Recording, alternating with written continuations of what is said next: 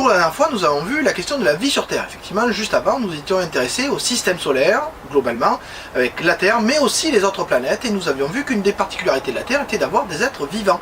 Êtres vivants qui peuvent être montés comme les illustrations qui sont dessinées derrière moi. Donc, la question était de savoir pourquoi y a-t-il de la vie sur Terre et pas sur les autres planètes du système solaire. C'est pour ça que vous avez travaillé sur ce document.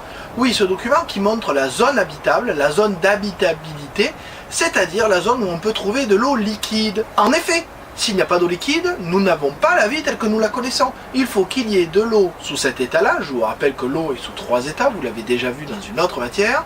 Et l'eau à l'état liquide est indispensable à la vie telle que nous la connaissons. Donc vous avez eu un petit travail à faire, c'est-à-dire placer les planètes en fonction de leur distance au Soleil pour bien savoir si elles étaient dans cette zone d'habitabilité avec de l'eau liquide.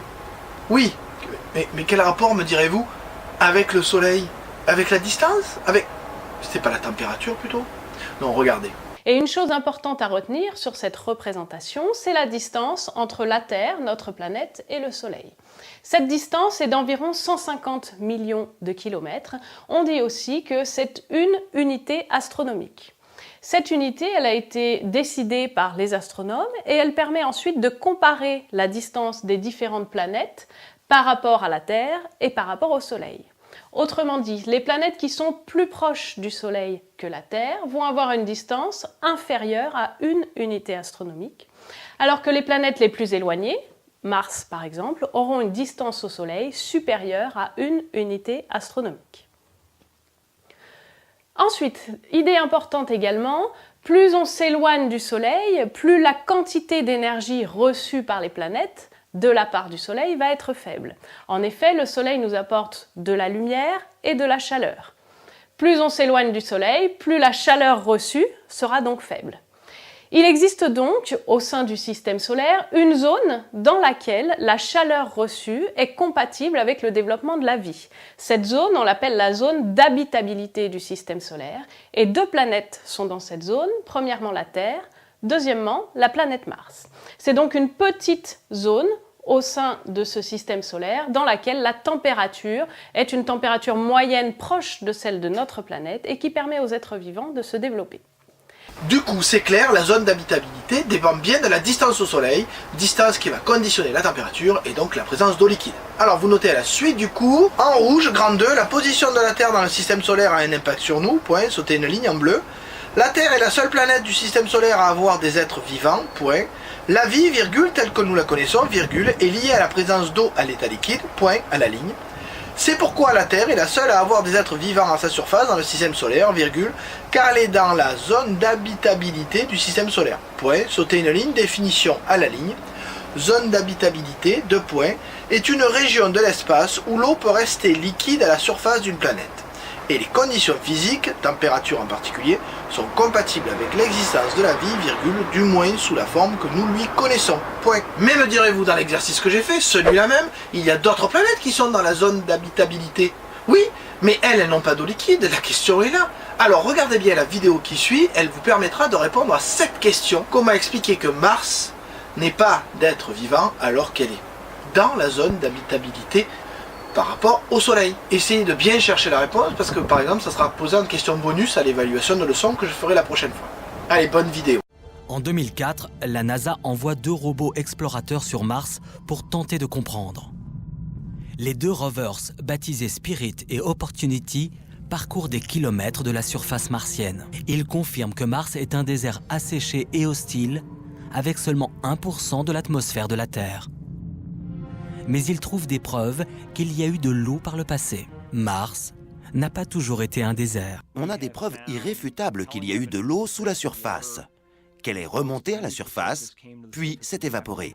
On voit aussi par endroits des traces de ruissellement caractéristiques d'un écoulement d'eau sur le sable. L'eau a existé sous la surface, puis a coulé sur la surface. Si Mars a un jour eu de l'eau, elle a probablement aussi eu une épaisse atmosphère. Alors, que s'est-il passé? On sait qu'il y a eu sur Mars des volcans actifs. L'intérieur de la planète était donc chaud. Puisqu'elle était constituée de la même matière que la Terre, elle devait avoir un noyau ferreux entouré de métal liquide. Cela signifie qu'il a dû également y avoir un champ magnétique. Mais où est-il passé? Très tôt dans l'histoire de la planète, Mars a eu un fort champ magnétique qui était probablement généré de la même façon que sur la Terre. Mais Mars est plus petite que la Terre, ce qui lui a fait perdre sa chaleur plus rapidement. De ce fait, le noyau liquide peut geler, le noyau devient solide. Alors, la convection s'arrête et le champ magnétique disparaît. Le bouclier magnétique une fois éteint, le vent solaire a balayé l'atmosphère et l'eau s'est évaporée. Mars est alors devenu une planète froide et désolée. Donc vous le voyez, il y a une réponse au fait que Mars, malgré le fait qu'elle soit dans la zone d'habitabilité, ne possède pas assez d'eau liquide, en tout cas, pour permettre à la vie telle que nous la connaissons de se développer à sa surface. Donc notez bien et recherchez bien cette réponse, puisque je vous la demanderai en question bonus lors de l'évaluation. Au passage, apprenez bien la définition, parce que celle-là aussi je vous la demanderai pendant l'évaluation, et elle ne sera pas en question bonus. Donc maintenant, les choses sont bien claires. La Terre est à une certaine place dans le système solaire. Elle possède, grâce à cette place, de l'eau à l'état liquide, qui a permis l'apparition de la vie, heureusement pour nous. Maintenant, nous allons, et nous ferons ça au prochain cours, étudier les mouvements de la Terre. Oui, parce qu'il n'y a pas un mouvement de la Terre, il y a plusieurs mouvements, comme le montre la vidéo qui suit. Tess! Mais tu es près du système solaire? Le Soleil, ses satellites, et notre belle planète Terre. Regardez, les planètes semblent bouger autour du Soleil. À votre avis, combien de temps met la Terre pour tourner autour du Soleil? Moi, je dis 3 mois. Scout? 2. Et moi, 6. On va voir ça de plus près, Scout. Oh, tu as vu, Juju? C'est la trajectoire de la Terre autour du Soleil. On l'appelle l'orbite terrestre. C'est parti. Alors, 1 mois, 2 mois, 3 mois. 3 mois, ça fait une saison. Perdu, Scout et Lily. 6 mois, 2 saisons. Perdu aussi, Juju.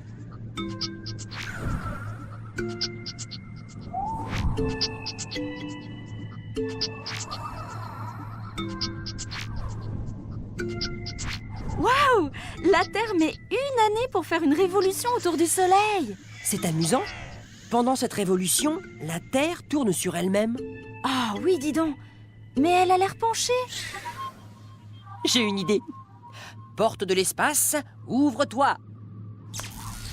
À toi de jouer, petite tour Eiffel. Super idée, Juju. Maintenant, on a tous nos repères. Le pôle Nord, le pôle Sud et même la position de la France et de Paris. Tu avais bien vu, Lily. L'axe de rotation de la Terre est incliné. Mais l'inclinaison de l'axe change peut-être parfois. Scout, tu pourrais nous montrer ça? Eh non, l'axe de rotation de la Terre reste toujours incliné dans la même direction.